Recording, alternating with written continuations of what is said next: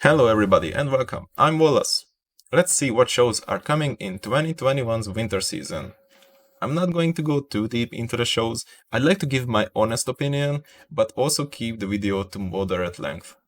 We'll use live chart, it's a really convenient site and I can only offer it to anybody. I sort the animes in popularities order and switch to countdown when the season is already airing. So right off the bat we have Jujutsu Kaisen taking a break after its first core. As it's been a buzzword around nowadays, this show is really a sure watch for any action lover with nice fighting choreographies and in general solid shonen tropes and scenes that are just switching from casual to hype within seconds. The studio making it Mappa is doing a great job with it. They made Dororo, God of High School, Kakegurui. They're making a final season of Attack on Titan too.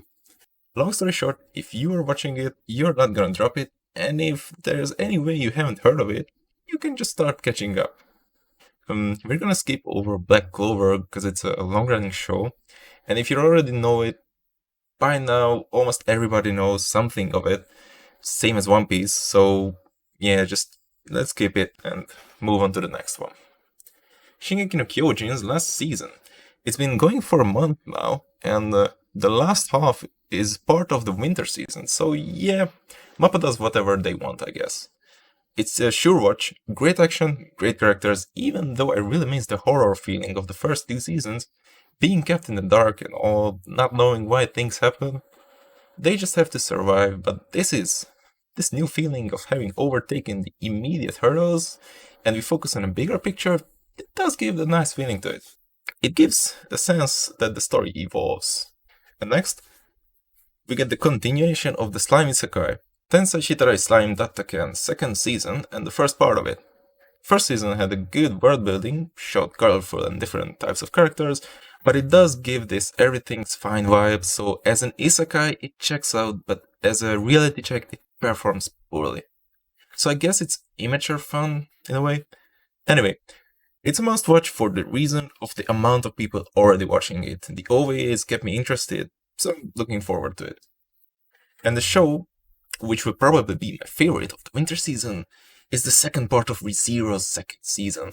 I'm not saying the last year was any kind of easy, that all the people had to deal with and keep on dealing with thanks to COVID, but the worst fate out of everyone will go to Subaru. I mean, the guy's been through so much already, and we're getting 12 more episodes of insanity, dread, despair, and hopefully heart-wrenching scenes, both figuratively and literally.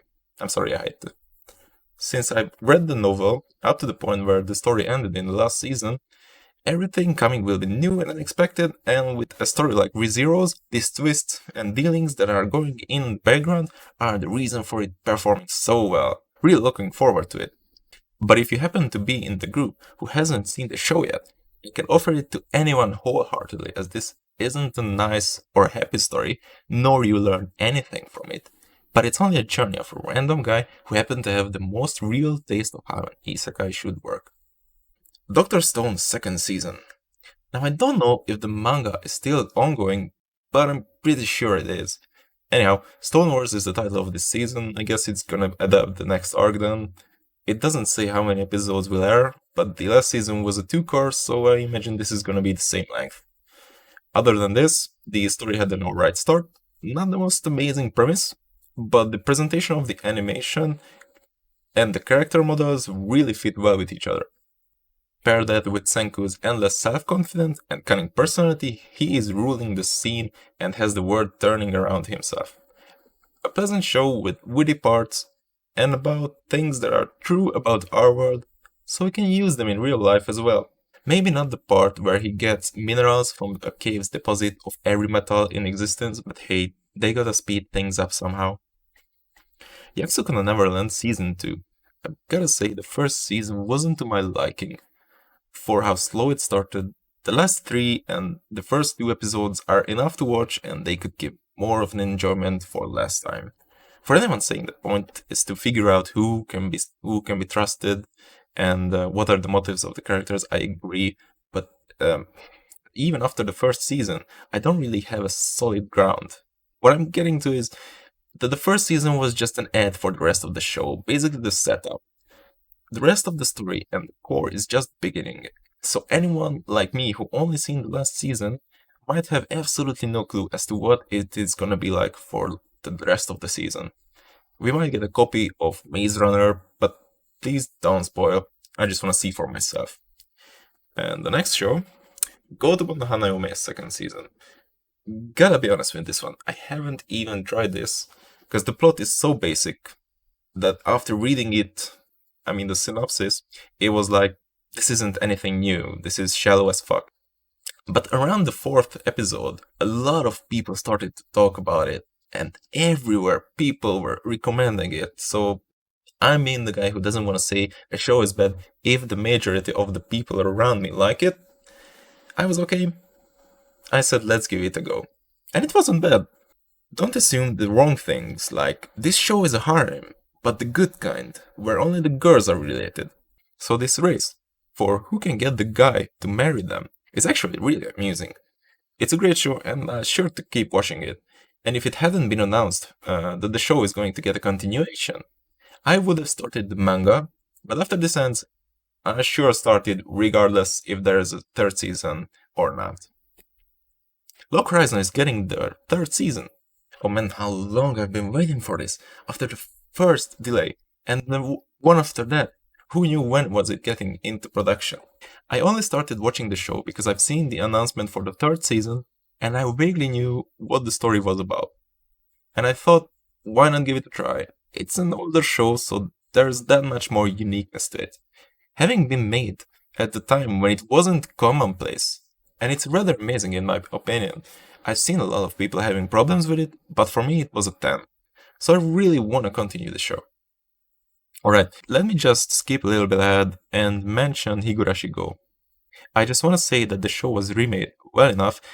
It certainly doesn't have the constant feeling of terror like the original one had, and it's more so on keeping the facade for a long time, making the viewer feel uncomfortable, and then do something scary and messed up. I haven't finished the original yet, because I didn't want to base my opinion just off of that. So I stopped after 4 episodes, but will definitely watch it after this season ends. It's not a bad kind of show, really worth watching, so is why it had got a remake, that's all.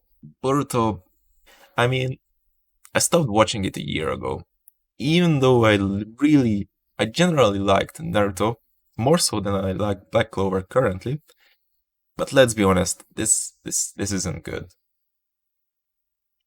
I'm just gonna mess up the popularity order even more because we have a lot of sequels of established good shows on top, and all the new shows are at the bottom.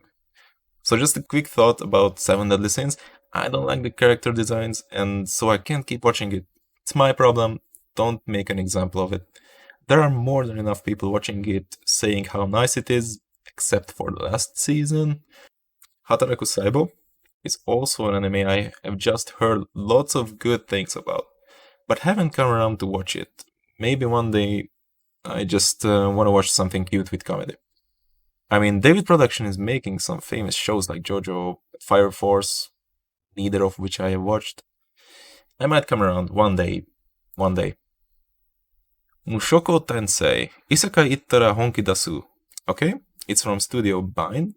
Haven't heard much of them before, nor of this anime. So it's a magic fantasy with drama that's promising. I like a good play with feels in the realm of magic users, elevating the story to a whole another level, keeping the usual tropes but in a different set. Okay, let's see. The story follows a 34-year-old man who is killed after trying to save someone from getting hit by a car. Yes, okay, that's casual reincarnation story.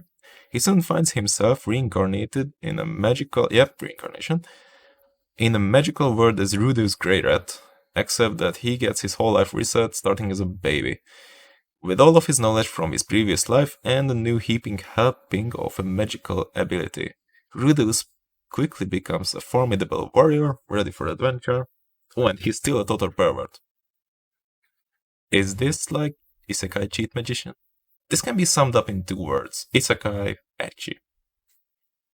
I almost want to drop it already. Come on, I was hyping it up, and you tell me it's just an ecchi isekai? This better not go down like Conception. Anyhow, it's highly ranked, so I don't mind isekais.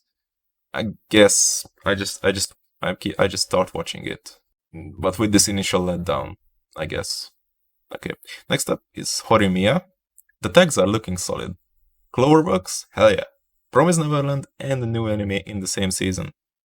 I hope it will be alright. Synopsis is a sweet, awe-inspiring tale of high school life. Or no, just school life begins. Sorry. At school, Kyoko Hori is known for being smart, attractive, and popular. On the other hand, her classmate, the boring, gloomy Izumi Miyamura, tends to get painted as the loser fanboy.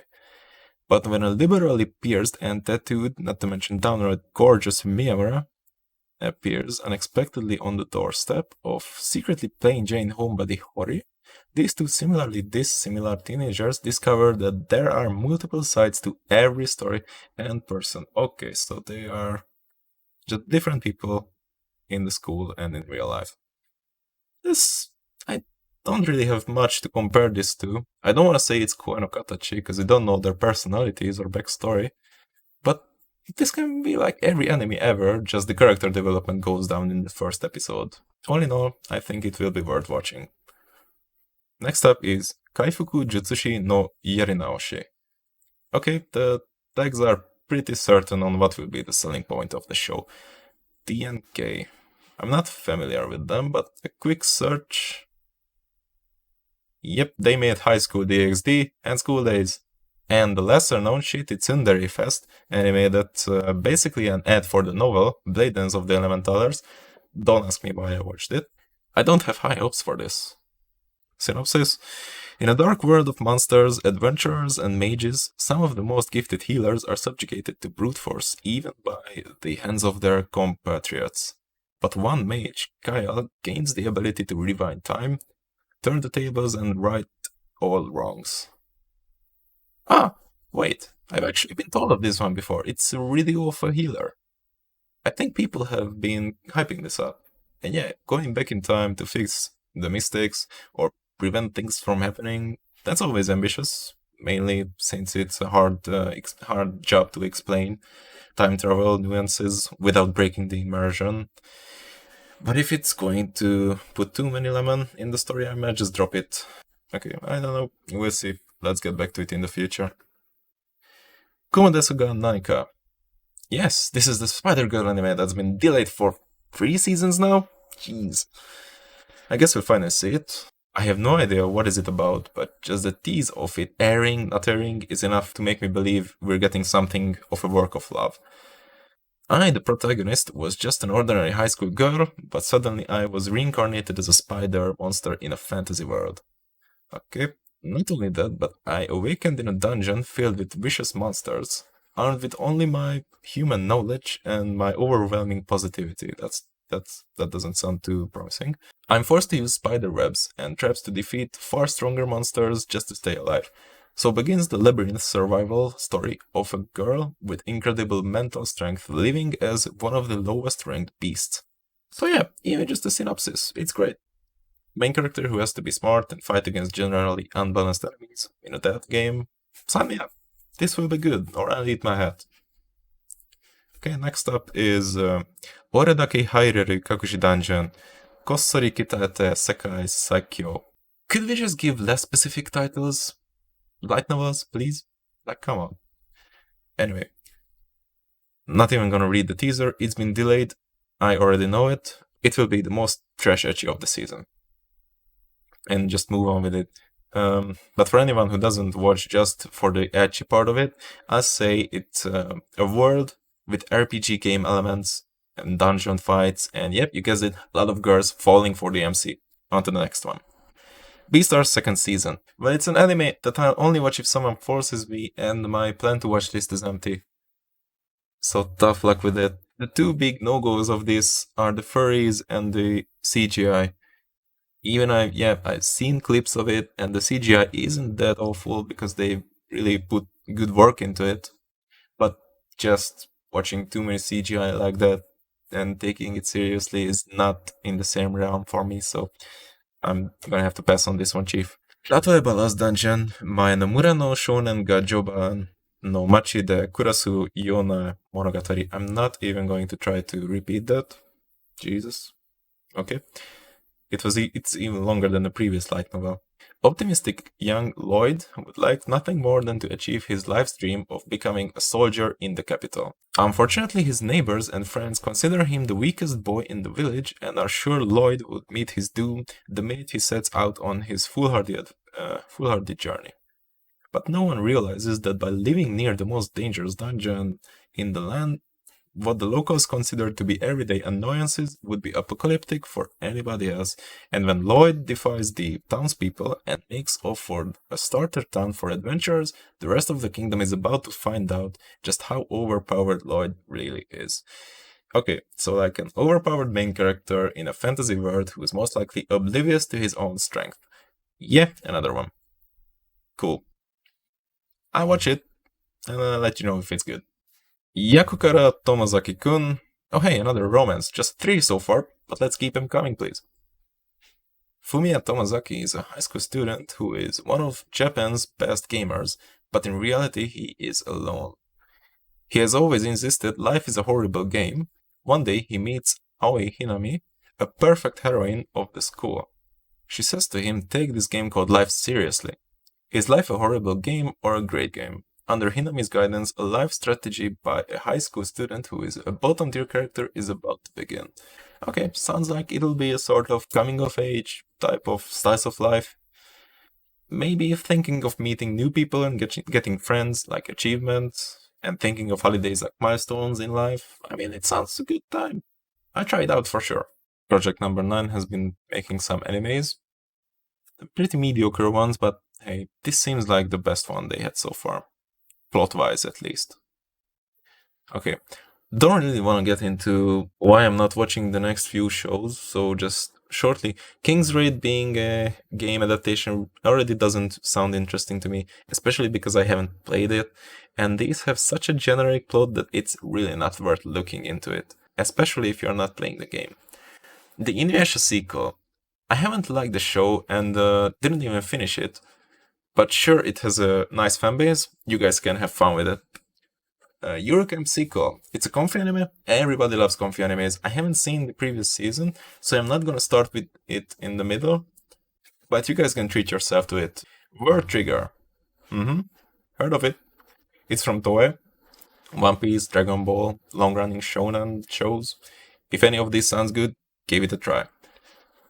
Even though it says it will be a single core, okay, maybe just a small dose, but it can be potent. Okay, we're almost there. Just a few more shows. Kemono Jihen. When a series of animal bodies that rot away after a single night begin appearing in a remote mountain village, Inugami, a detective from Tokyo who specializes in the occult, is called to investigate. While working the case, he befriends a strange boy who works in the field every day instead of going to school. Shunned by his peers and nicknamed Dorothebo, after a yokai that lives in the mud, he helps Inugami uncover the truth behind the killings, but supernatural forces are at work. And while Dorothebo is just a nickname, it might not be the only thing about the boy that isn't human. An exorcist story, it looks like. Sounds similar to Kyokusori.